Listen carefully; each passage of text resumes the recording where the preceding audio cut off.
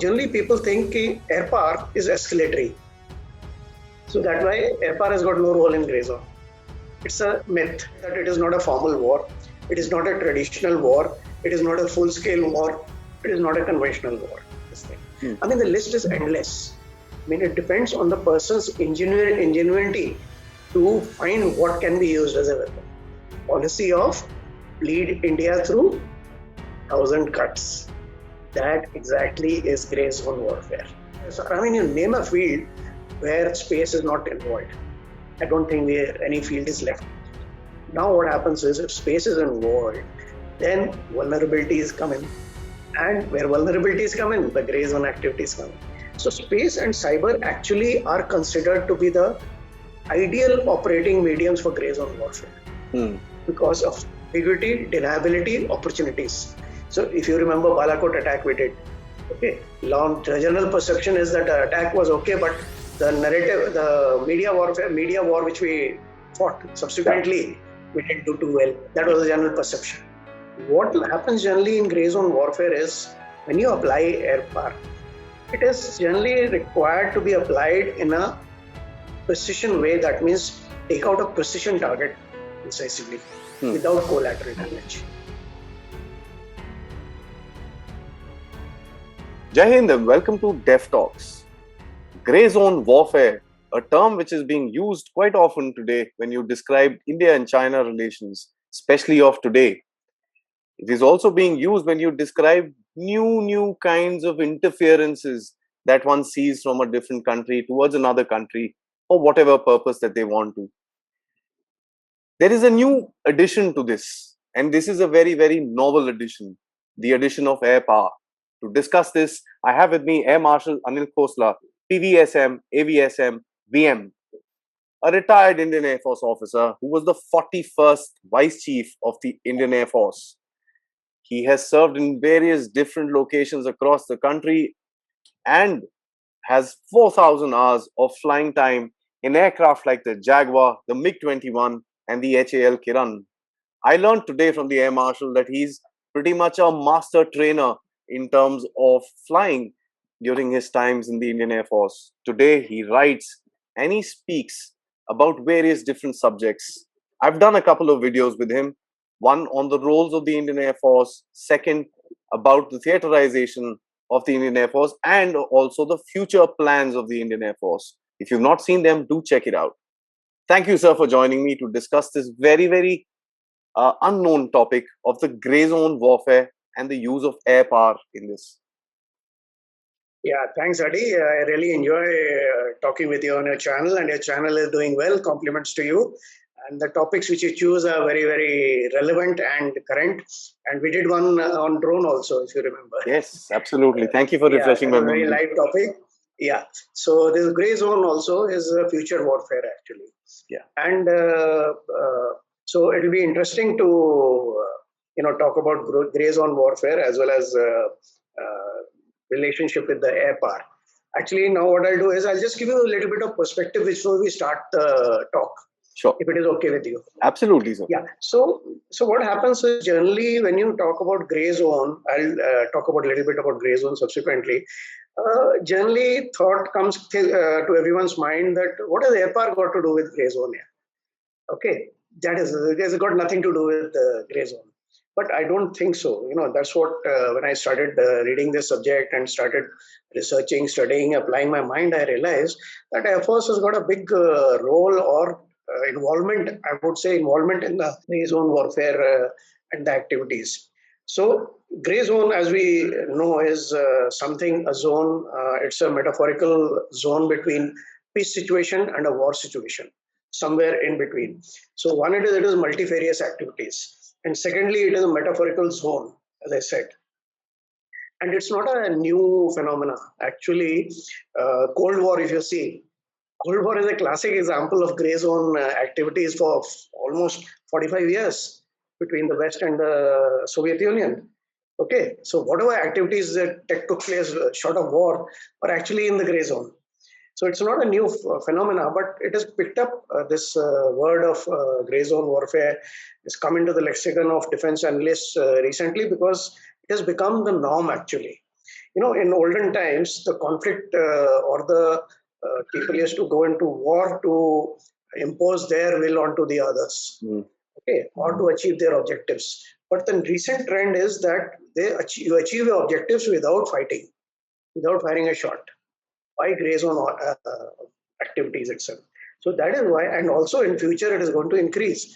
If you can, at low cost, without firing a gun or without losing life, you can impose your will and achieve your objectives. Why not? So that is why it is a future of warfare, and we are going to face with it.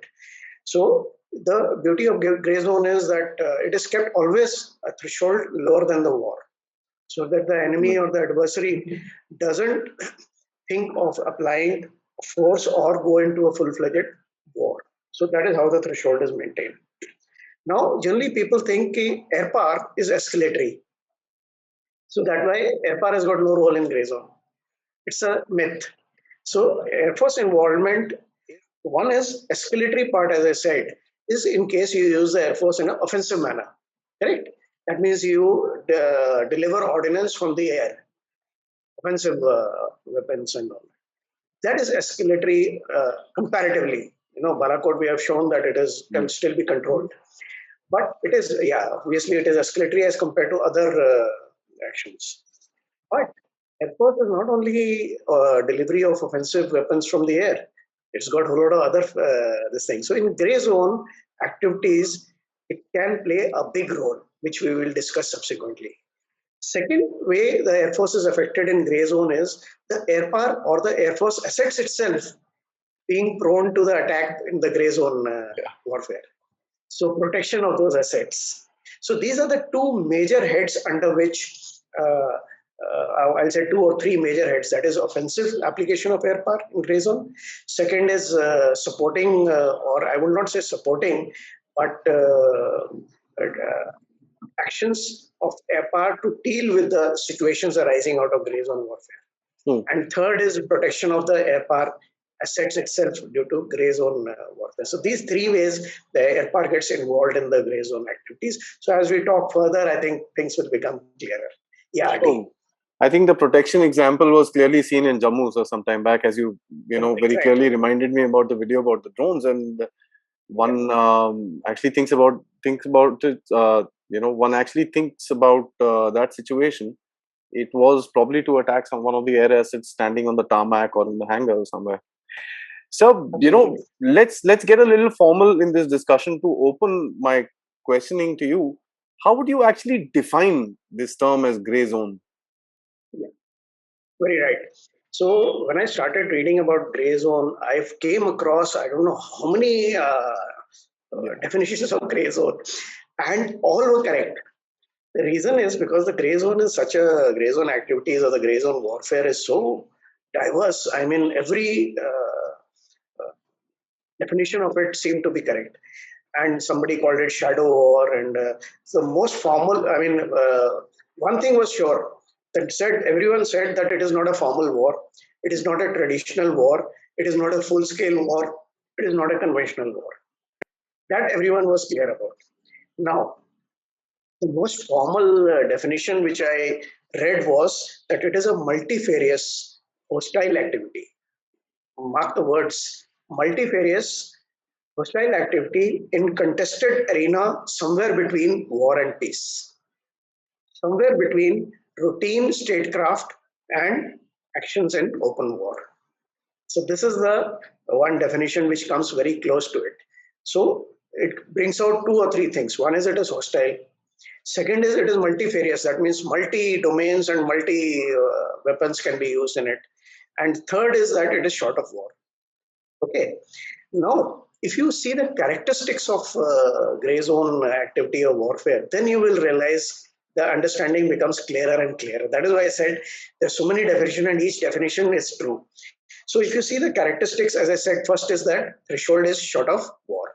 So that is an art in itself by keeping the threshold short of war. Second is the ambiguity, that it is very ambiguous in nature. Okay. And also along with ambiguity is deniability. Now, deniability and ambiguity go hand in hand. So the aggressor always has an element of very high element of ambiguity and deniability. Deniability he may opt for or he may not opt for. There are certain terrorist attacks where the terrorist organization claims हमने किया है भाई, correct? And certain terrorist attacks he says nobody comes up and says I've done it. So that is deniability is a choice. But fact is the gray zone activities have got a very high degree of ambiguity and deniability. Then we already said it is subconventional, but not like a conventional war. It is irregular by irregular means, and like subversion, terrorism, guerrilla warfare. All these things come into this sort of this thing. It may be covert or overt. The non-state actors being promoted by a country, the country may be supporting them in terms of training, equipment, all those things, and it may be overtly doing it or covertly doing it. Both examples are there in the world. Actually, there's so many examples of it.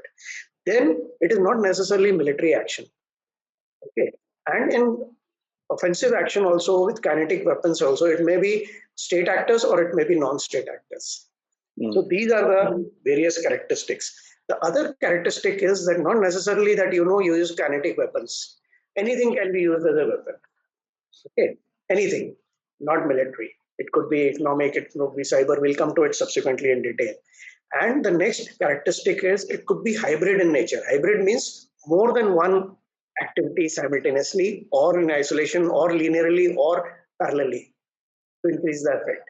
If you have enemies 4 or 5 weaknesses together, you may do a cyber attack along with some posturing, along with some economic activity. So that becomes a sort of a hybrid sort of activity simultaneously. So these are the characteristics. So if you see the characteristics, then it becomes more clearer what is the gray zone activity. Now, little bit more clarity comes when you look at the means by which gray zone warfare is fought or the activities are conducted. So first thing is the focus is always on the enemy's weaknesses and vulnerabilities. Not only military, all dime paradigm. That means diplomatic, informational, military, and economic. In all the domains. The domains could be land, air, sea, space, cyber, psychological, info, diplomatic. All these domains could be covered. Okay. Then it could be social unrest, social movements, insurgencies, unrest. All these things could be perpetuated in a gray zone. This thing. I mean, the list is endless. I mean, it depends on the person's ingenuity to find what can be used as a weapon. The Chinese have mastered this art. We'll come to it subsequently. So this generally gives you a little bit taste of what is gray zone warfare or gray zone activity. The interesting thing that you said is that the scope is very large. I mean, by the way you've described it, I don't see the end of the scope at all. Absolutely. It's beyond the horizon. I mean, figuratively speaking, it's far beyond one can even imagine. So it's an interesting concept, and it just blurs the lines between the civil and the military establishments. So absolutely, you analyzed it very well. I mean, you summed it up very well. So there is also another concept which does the rounds about no war, no peace sort of a scenario, which is what we see with our two very, very naughty neighbors, if I may use the term. Yeah. How is that different to gray zone? Yeah. So, Adi, very valid question, and naturally it follows from the previous question. But before that, one comment, a quick comment. What you said was very right. I mean, it just struck me that while doing this recording, that you said there is a requirement of civil military. The lines are blurred. That is why, if you remember earlier recordings of ours, I was telling you in the theaterization, this thing that there is a need for civil military fusion, which Chinese are doing in a very good way. So gray zone warfare for the future, this has become a necessity. Okay, the civil military fusion part of it. Yeah, very, very nicely you brought it out. Okay, now coming to this lexicons and playing around with word gray zone and no war, no peace actually sounds similar to me. If you read the dictionary and if you go by the literary meaning of it, it is absolutely same. Yeah, great. But there is a subtle difference. There is another term which creates a little bit of confusion and loosely used while describing this. This is called also hybrid warfare. Okay. Now, let me first talk about a little bit about hybrid warfare and gray zone, and then I'll come to gray zone and nowhere, no war, no peace. Sure. So, hybrid, so gray zone, as I said, is the zone. Actually, it's a zone between, it's a hypothetical, it's a zone between the peace and the war continuum. Okay, and hostile actions are carried out, which could be in any of this thing. So that is what is gray zone warfare or gray zone activity. Now, hybrid warfare is a concept. Okay. Hybrid warfare means that you're using more than one way of achieving your objective, or you're using more than one thing as a weapon. Get me? You may be doing simultaneously cyber attack, and you may be doing kinetic attack, and you may be doing some simultaneously space attack, or you may be doing economic sanctions simultaneously. Okay. Or they may be interrelated, or they may be in isolation. So hybrid warfare is multiple things being done like a weapon. And at times what happens is, like if you do a cyber attack and simultaneously something else in the chaos which is arises out of the cyber attack by disabling some systems, the effect of the kinetic attack increases much more. That is why it is called hybrid warfare. Now, hybrid warfare can be done during the war or also in peacetime, both. But gray zone is a zone which is between war and this thing. So there is a difference between hybrid and gray zone. Gray zone is a zone and hybrid is a type of war, or it's a concept which can be in the war or peace. Now coming to the interesting part of gray zone and no war, no peace. So when I was initially researching on the subject, even I felt, yeah, it's the same thing, yeah. And I read a lot of explanations and this and that, but I was not really convinced in my mind. So what I did was I posed these questions to about 30, 40 of my friends. Defense analysts, retired veterans who are my friends and who are interested in reading, and scholars and others. I'm actually more than 30, 40 actually. I think 50 odd people I put them. Some of them responded, some of them really. I have written it in my blog also. This, if you read it. So I found that there is not a single answer which can suffice, like gray zone definition. So I will just tell you at random about 8-10 points which show the difference between these two. So first is question of where. Where means where is this thing? So as I said, nowhere, no peace is generally a situation which is existing at the borders, where the enemy's armies or enemy's defense forces are eyeball to eyeball. Whereas the gray zone is a zone between war and peace. It's not related only borders. Okay. Second thing is domain. Now, domain-wise, nowhere, no peace is generally referred to military domain. Whereas gray zone warfare is in the dime paradigm, as I said, diplomatic, information, military, economic. Correct? Then third difference is what can be used as a tool or a weapon. In nowhere, no peace, generally it is a military action. Whereas in the gray zone, it could be anything. Weapon can be anything. Economic, cyber, you name it. As I said, ingenuity of the attacker. Okay. Then nowhere, no peace actions are generally by regular forces and they are specific. Whereas in the gray zone, it is totally ambiguous. Okay, totally ambiguous actions. There's one thing I found a slight difference of opinion between people of origin of these terms. Nowhere, no peace, majority of them said is relevant only to the India-Pak scenario where the forces are eyeball to eyeball. And some of the scholars said, no, not only India-Pak, it is world over, wherever the two militaries are facing each other, nowhere, no peace can be applied. Whereas gray zone is not restricted to the border areas. It is all pervasive. Okay, next difference. The nowhere, no peace is generally, deniability is not there. Here's an action which is being seen by the enemy and you're doing it. There's no need of denying it.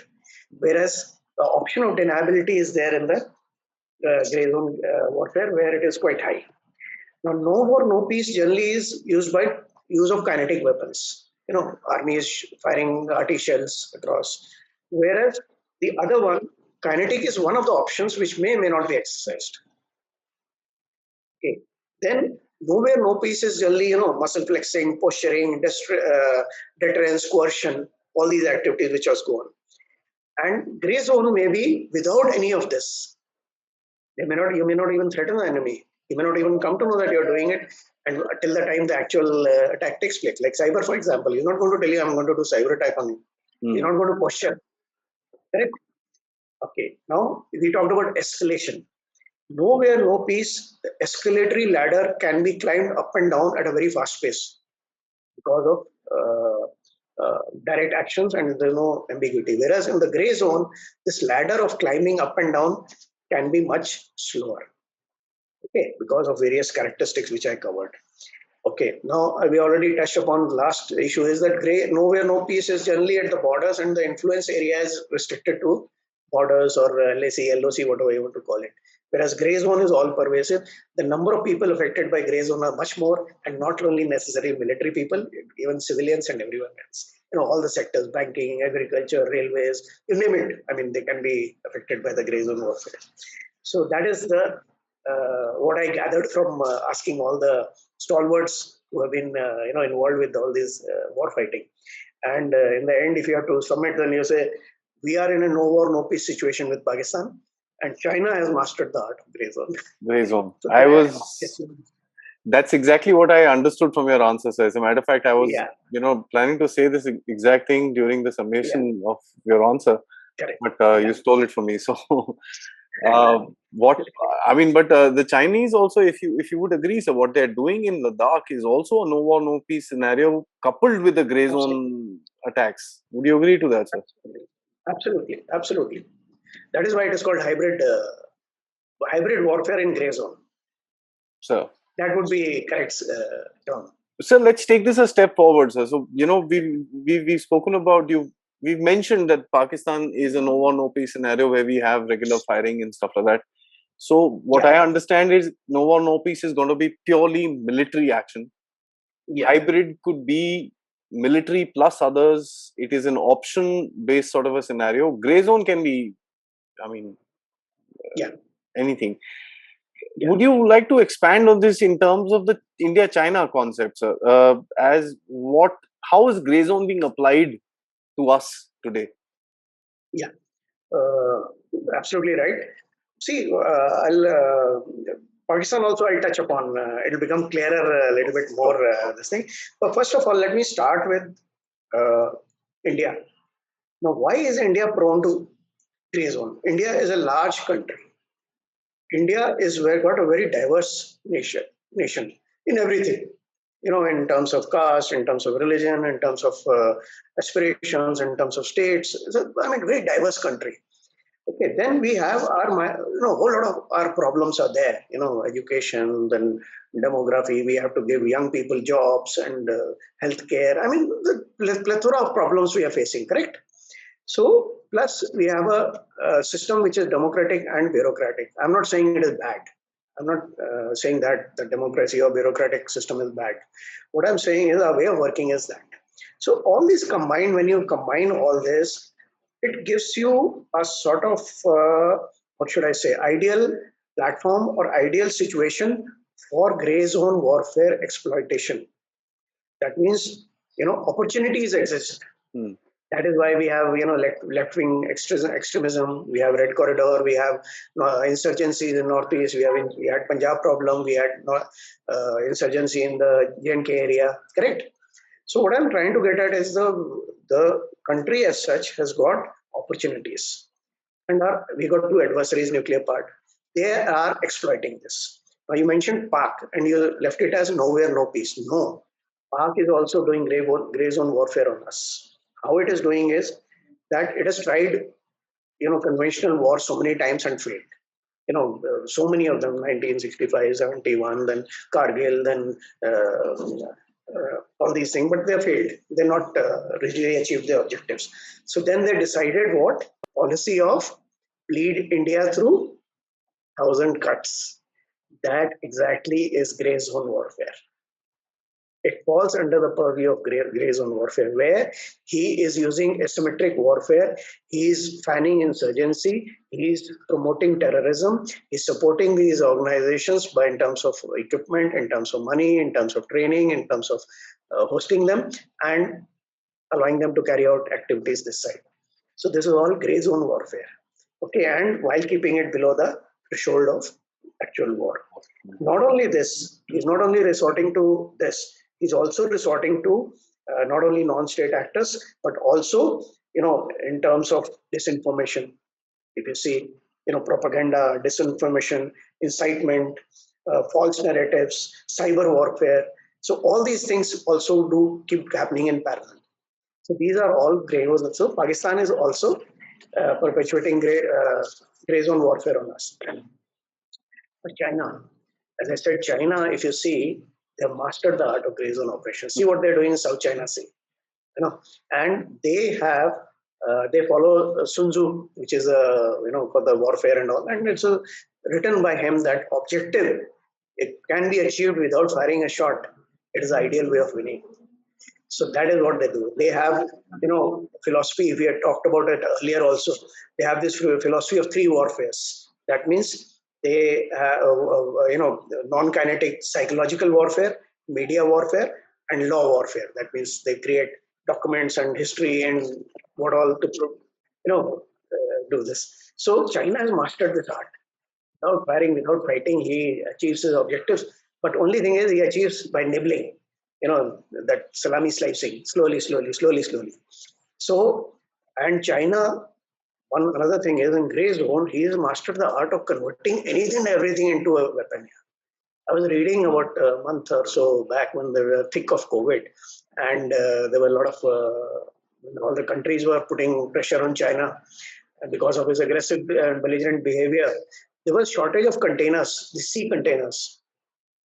Okay, so China, what they did was they paid extra money for the blank or the empty containers to be shipped back to China, and that created a sort of a shortage of containers in the world.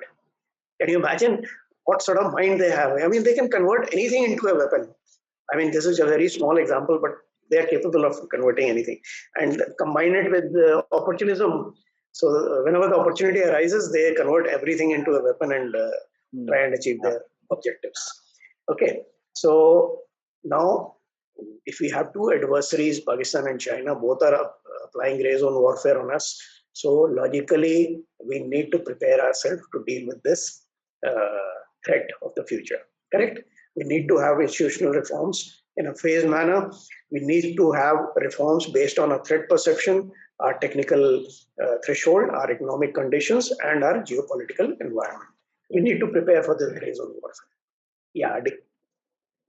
It's a scary scenario when somebody describes it like that. So, because when you look at it, probably India is again one of the few countries in the world which is stuck between two nuclear powers. It is actually the only country in the world which is stuck between two nuclear powers, and I'm going to use this word pretty strongly: rogue nations.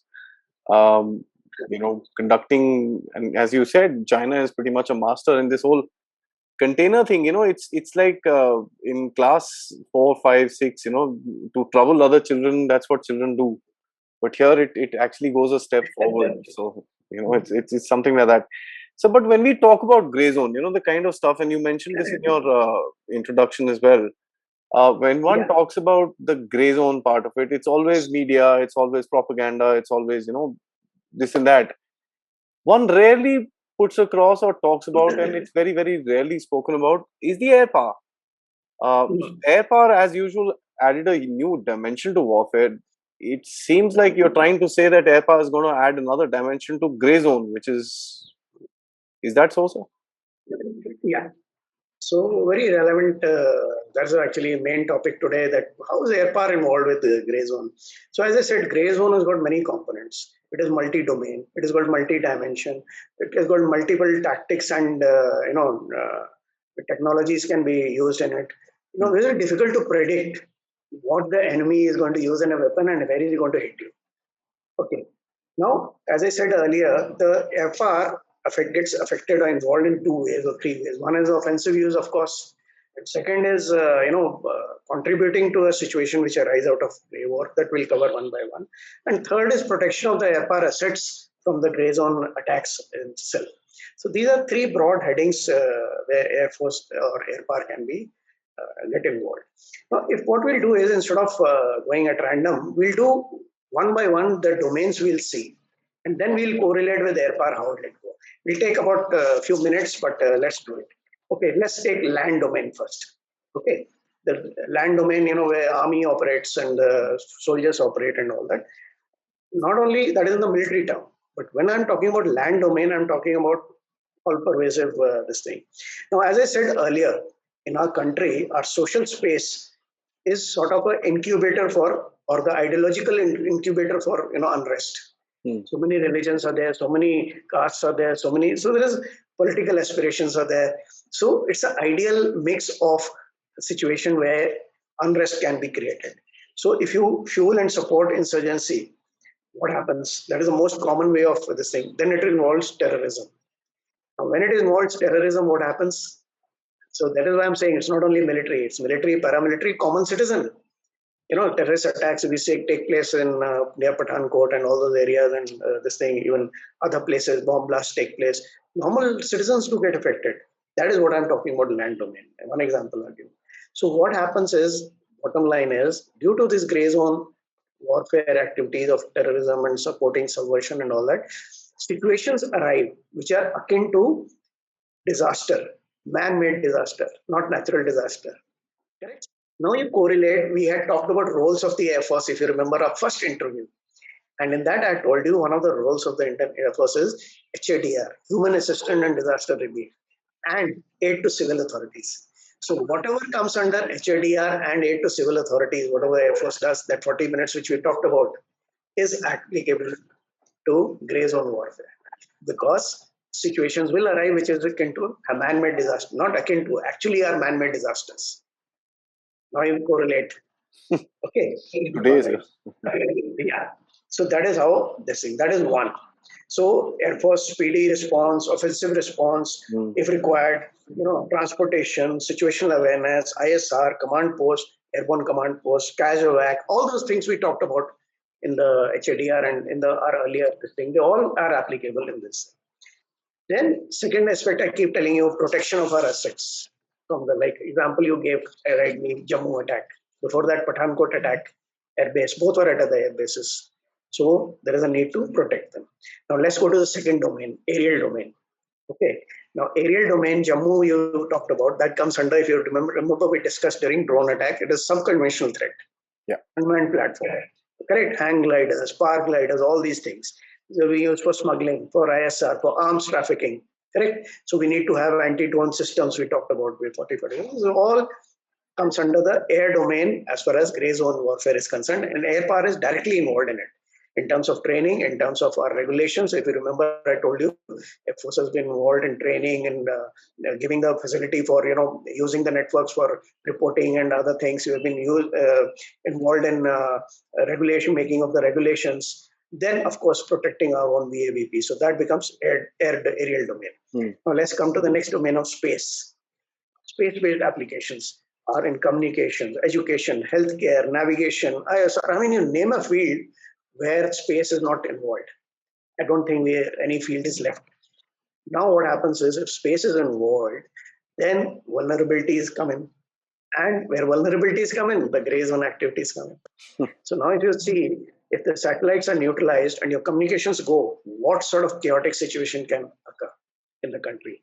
And during that chaotic situation, if something else is also added onto it, what will happen? So Air Force comes into space warfare also, because Air Force has got a lot of riding on the space, your ISR, your navigation, your weapon accuracy, a whole lot of factors, your networks, data, correct? Same thing is cyber. Now coming to the next domain. So space and cyber actually are considered to be the ideal operating mediums for gray zone warfare because of ambiguity, deniability, opportunities. Ideal this thing, and they are the most active domains as far as gray zone warfare is concerned. Cyber comes first and then space.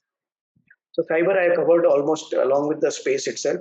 So Air Force also has got networks, air to air between the aircraft, air to ground, and the ground networks, and the networks with sister services, and the network with other stakeholders of the country. Now imagine, the more you rely on these networks, if these networks are denied to you, what happens? It will be chaos. Your communication will break down. And in that, now something else is done, then the effect gets multiplied, not added. Next comes the information domain. Information, these days social media is so powerful, the rapidity with which the information goes. So it is also ideal for gray zone warfare. What do you call it?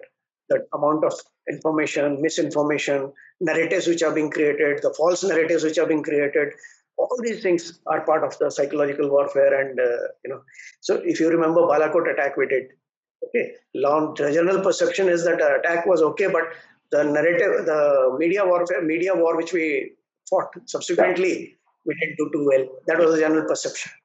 So that is a narrative being created. There's an example of the info domain. Okay, so that is as far as information domain comes on.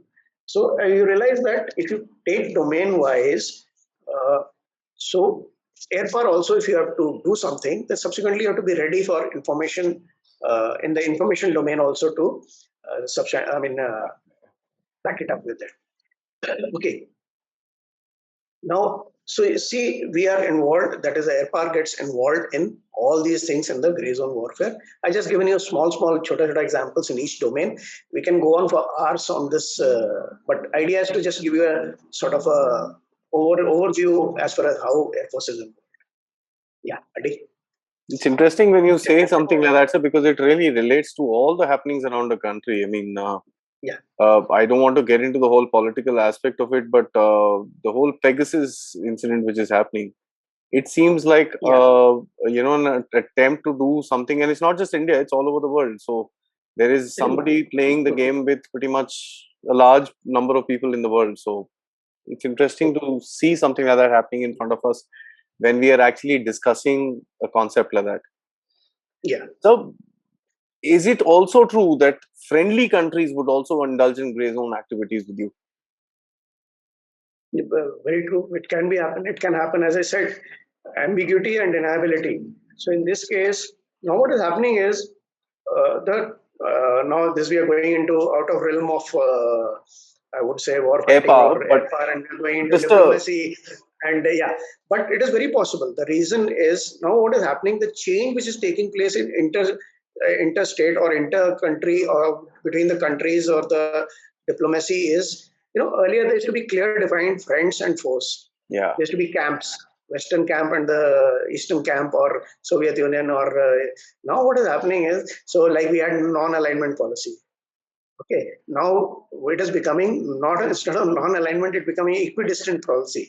What is happening worldwide is you are issue-based friend.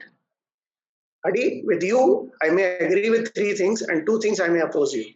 That is what is also happening in the diplomacy. So in that case, you never know, your so-called friend also may be perpetuating, but in that case, he will utilize the option of deniability and ambiguity to a very high level. Correct, sir. That's interesting. I think this was important for us to bring about because one has to realize that it's not just our enemies that can do these things. So coming back to air power, you had mentioned again in your introduction about the escalatory ladder. And one of the biggest fears, and we are around the time of the Kargil war as well, at that time as well, was the factor that if you use air power, the war will escalate. So how do you justify using air power in a gray zone then? Yeah. So very true. That is why one of the reasons people feel that air power cannot be used is because of the escalatory nature of it. So as I said, escalatory in the perspective when I was giving you is only in case of offensive application of air power, where you're delivering kinetic weapons through the medium of the air. You're attacking, you're bombing, you're firing rockets and all that. Okay, that also can be controlled to a certain extent, as we gave an example. You also said, I also said about Balakot and this thing. So now it's not only offensive action. No, the air power can be used in a lot of other. Earlier we saw domain wise. Now I will go activity wise. That will become more clearer to, answer to your question. If you go by activity wise. So what we can do is air power. One is the direct offensive action. Second is the action which is to mitigate the problems created due to gray zone warfare. Okay. First one is offensive application. Let's talk about it. Okay. Now, what happens generally in gray zone warfare is when you apply air power, it is generally required to be applied in a precision way. That means take out a precision target incisively without collateral damage.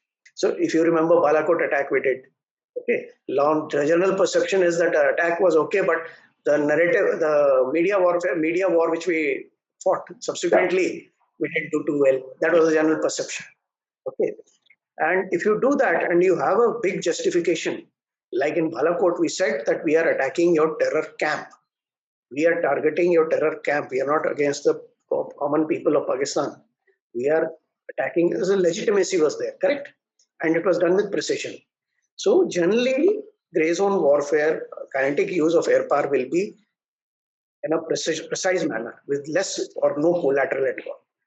And escalation will have to be controlled. So you have to keep a lot of factors in mind, which we had talked about earlier in one of our interviews also, that what are the factors we need to keep in mind to control the escalation. The second, now coming to the second part, mobility. Air power provides you very quick mobility, rapid mobility. Right. Ability to move troops, ability to move NDRF, ability to NDRF is the disaster relief, under NDMA, disaster relief forces, correct? Special forces, induct them into places where they're required and very fast. And we always train with these organizations. The aircraft are always standing by at 3 hour, 4 hour, 5 hour, whatever, depending on different places. I'll not go into details. And these aircraft, and we train with them how to mobilize them rapidly. Helicopters, how to induct them. So that training goes on. So mobility, okay, taking people, taking their equipment, taking medical mobile hospitals. So situation may arise where you need all these. So that is where Air Force comes in, rapid mobility. Then comes situational awareness, which is very important in grey zone warfare. The fog of war. In grey zone, it is even foggier than normal war because of ambiguous nature. So situational awareness is very important. So when you have situational awareness, eyes in the sky, various sensors, electro-optical, your IR, your electronic, your all those things, and getting a composite picture. And not only day, at night, all weather. Correct? And then, if required, putting an aerial command post in the air where the whole thing can be seen and transmitted and orchestrated or controlled. So that is the next. Then comes casualty evacuation. There might be casualties which might be requiring medical aid, which may not be available at the scene. So helicopters, small transport aircraft like Dorniers and N-32s, and big aircraft also taking mass casualties to major cities where the bigger hospitals, bigger facilities are available. So mass casualty evacuation. Then next is air defense. We talked about drone attack. So the scope of air defense is increasing from small drones to ballistic missiles. You can see the spectrum.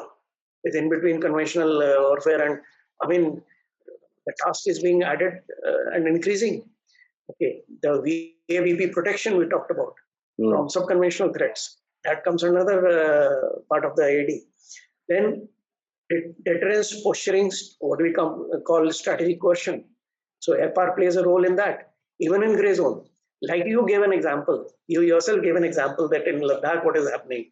No, Ladakh, everyone is doing muscle flexing. Even China does it in South China Sea. He's sending his bombers, he's sending his other aircraft to showcase. So that is sort of you can say grey zone activity. Then defense diplomacy. The peak of ours when we said we are doing joint exercises, naval exercises, air exercises with so and so country or Quad. So that all comes under defense diplomacy. That is also strategic coercion, you can call it, but we are doing it in grey zone where no war, no peace. So these are, I've given you a glimpse of activities of direct force application and activities which are not related to direct force application, where air power can be utilized in grey zone. Very interesting, and I think what will connect with most of the viewers here is the drone thing, wherein a very small offensive action that has been taken, which results in a huge psychological impact, and that's something that we had discussed last time as well. It's a very difficult thing to actually fight, and I think that's where my final question comes to you, sir. Having said the fact that it is a very difficult thing to fight, how do we prepare for something like this? How does India stand up to these kind of threats? So, a very logical question which follows from there, that if this is a future of action, now we need to mitigate it and we need to be capable of dealing with it. Now, the question which you asked is very wide, that how does India prepare itself to deal with it? I mean, we can go on for hours because the domains are too many. I will restrict the question a bit, narrow it down to yes, sir. What capability building or enhancement is required, or what sort of reorientation is required as far as air power is concerned. Okay, so I will restrict to that. Otherwise, it will become very wide and it will take too long. Maybe we can do another Oh, recording on that or discussion on that where it is all encompassing. So this one I'll restrict it to air power. Okay. So first of all, it is you yourself said that it is not only India; it is worldwide. Worldwide people are re-equipping and optimizing the resources for gray zone conflict or gray zone warfare. Okay, a little bit of recalibration and reorganization is required. Okay, so capability to inflict direct cost onto the enemy, by kinetic means, as well as so when you talk about kinetic means, also one other thing which comes up is both lethal and non-lethal. Gray zone may even non-lethal weapons can be used where the loss of life is not there. It's just signaling or whatever. We'll come to it a little bit more. So in terms, we need to do capability enhancement in various fields. Weapons, asset protection, which I've been talking about, or organizational adaptation a little bit. Okay, technology infusion and doctrinal changes. These are the area where we need to work. Okay, now coming to specific to the air power and specific fields, one we talked about need of rapid mobility. So we need a good air mobility. For that, we need good assets, heavy lift aircraft, small lift aircraft, as well as helicopters. We talked about earlier spoke and hub method, hub and spoke method. Not only these capability of these aircraft. When you talk about India, then even civil assets are useful for these mobilities. Okay. Now, not only these, we need modern integrated logistic management systems to make sure that the supplies and other things reach the disaster area at the fastest. There is a thing called, logistic ports, where it is automated loadings of the aircraft, where the response is very quick. Automated machinery is available. Containerization is there, then pellets are there where it is already preloaded and just rolled into the aircraft. The aircraft is on ground for minimum time. It is not exposed to enemy, plus time is very fast. So all those logistic ports are required at major places where we can, mobility can be enhanced. Second thing, we talked about surgical capability. More precision and more standoff you have, better it is. Options which are available to you increase them.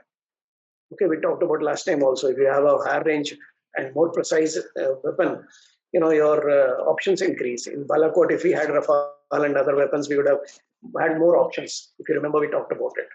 And I mentioned the word non-lethal weapons also required for the gray zone warfare. There might be a situation where you may be employing it where you don't want to cause casualties. That is where non-lethal weapons may come in. Okay.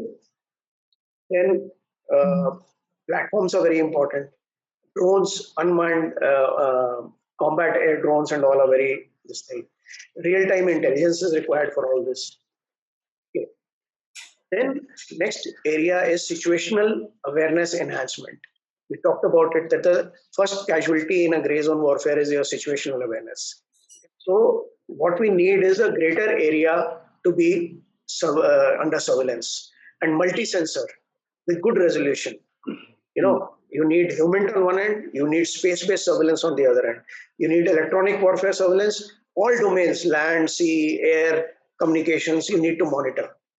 So it becomes a very, very big database. So for that, you need artificial intelligence empowered systems which can provide you necessary information on need to know basis to avoid information overload. Okay. Then for time sensitive targets, you need real time monitoring. You keep hearing in the news that one individual warlord was taken out by a drone attack. Okay, while he was moving in a car, to do that, you need real-time intelligence on that person. He is here, he is moving from here to there. So that needs 24 hours surveillance as well as real-time intelligence. So situational awareness system, another area where we need to enhance further. Okay, then we talked about protection and security of our bases. We gave example of Pathankot, which was a terror attack where they got into the airfield, and Jammu attack, which was by subconventional drones.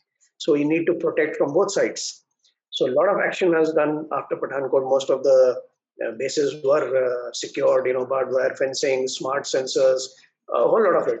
even drones to monitor this thing, multi-sensors equipped, then have a ops room, you have a grid system, you have, there is about, I remember when Pradhan Code, after that, we had made a to-do list which went into quite a few number of activities, and they were progressed on this thing. So that is how you deal with that. Now, not only Air Force, of course, all Air Force assets, all defense services have got a large number of VAVPs. Then civil, paramilitary, all the VAVPs need to be defended by this thing. So protection and security becomes this thing. So you need a multi-layered systems, okay, and you need soft kill as well as hard kill options, like we talked about drones and all. So that is another area where you need a lot of work. Okay. Then you need all-weather day and night capability. In gray zone warfare, there's no day, no night. He's not bothered whether there's raining or is bad weather or clouds is there.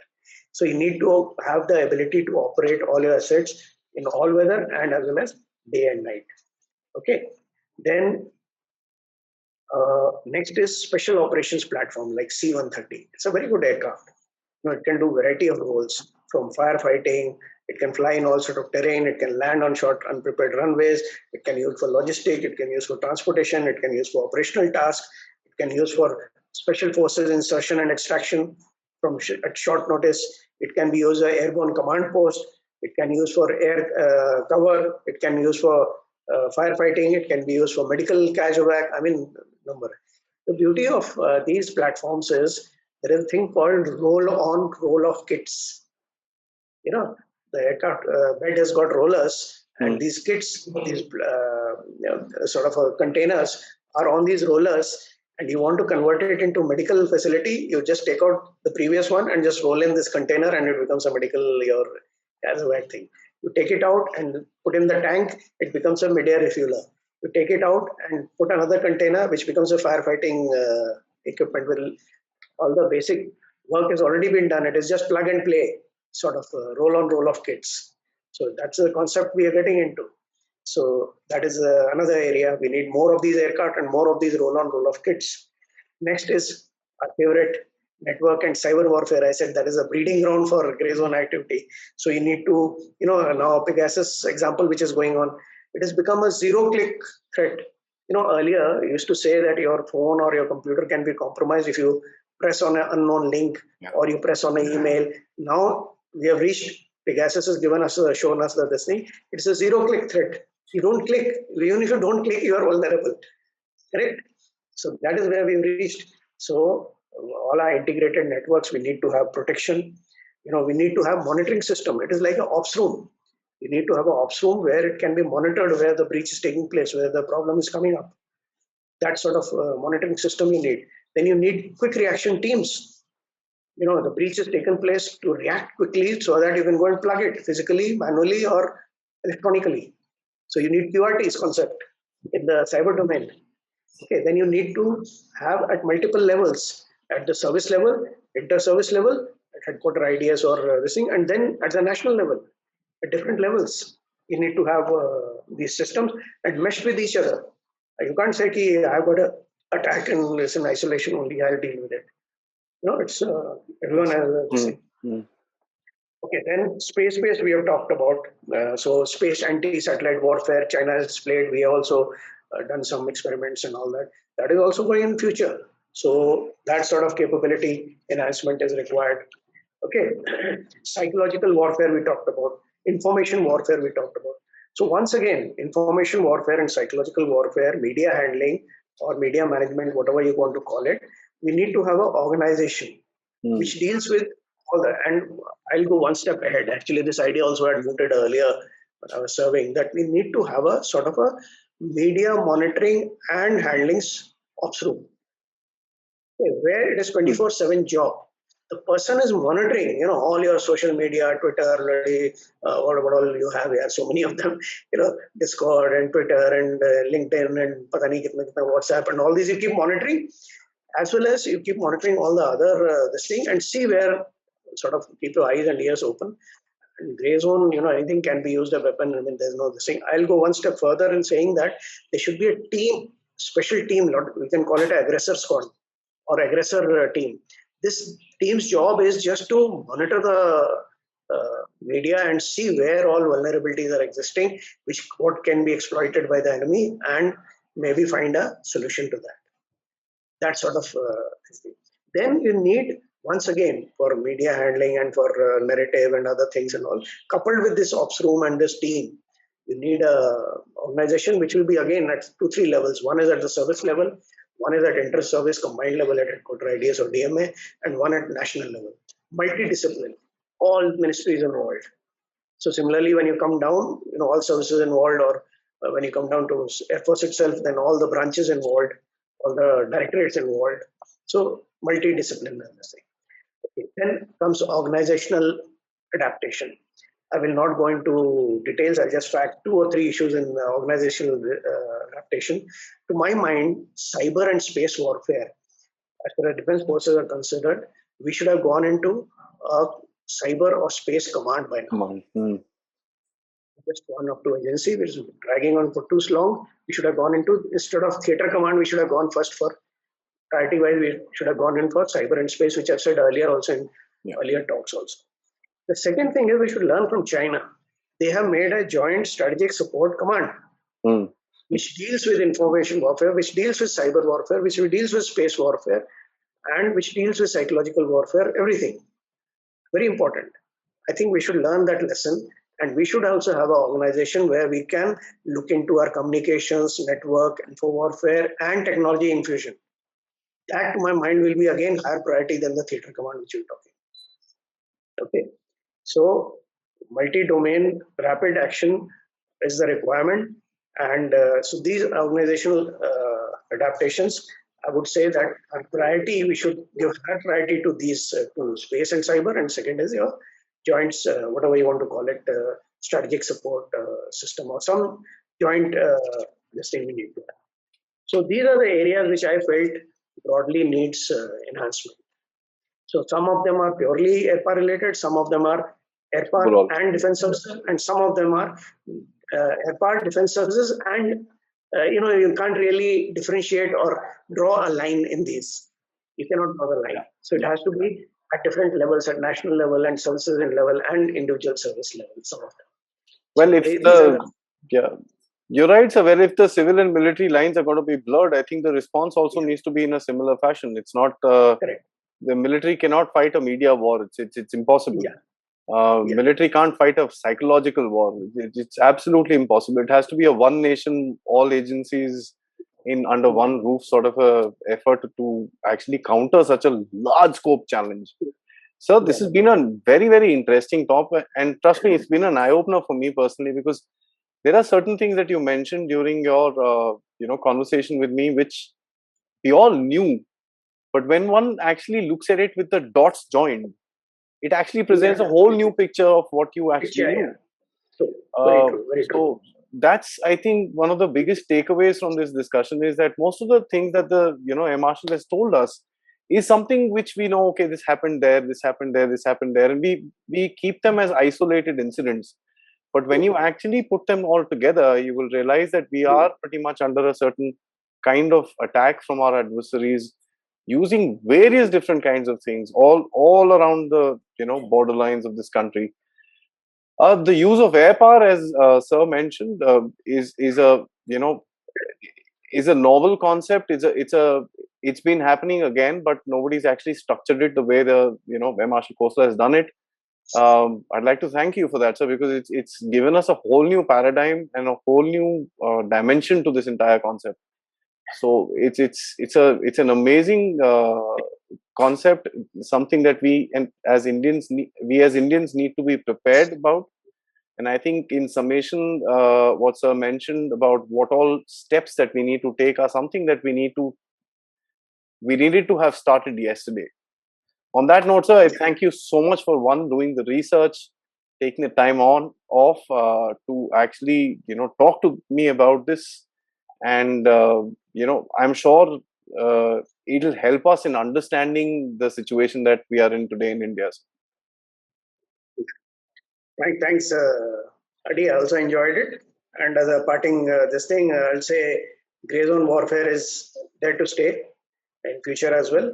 AirPower has got a very important role in mitigation of the situations as well as a response. And third is, of course, protection of the AirPower assets itself from gay-zone attacks. And third is we need a capability enhancement and a little bit of recalibration, reorganization to deal with this. While they are doing it, we also need to do. And as a parting thought, as always, I mentioned it earlier, but I'll say again, we need to think seriously whatever we are doing for reorganization. Are we doing it correctly with the correct priority? One. And secondly, does it cater for gray zone operations of the future?